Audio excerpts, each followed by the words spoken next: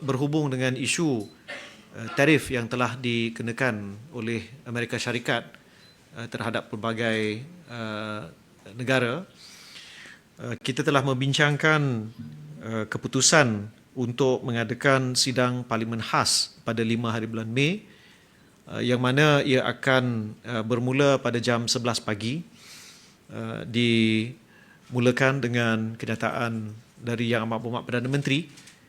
Seterusnya diikuti oleh sesi perbahasan yang akan menyaksikan kedua-dua pihak penyokong kerajaan ataupun government backbenchers dan juga pihak pembangkang menyampaikan pandangan-pandangan mereka, dan digulung oleh Menteri Pelaburan,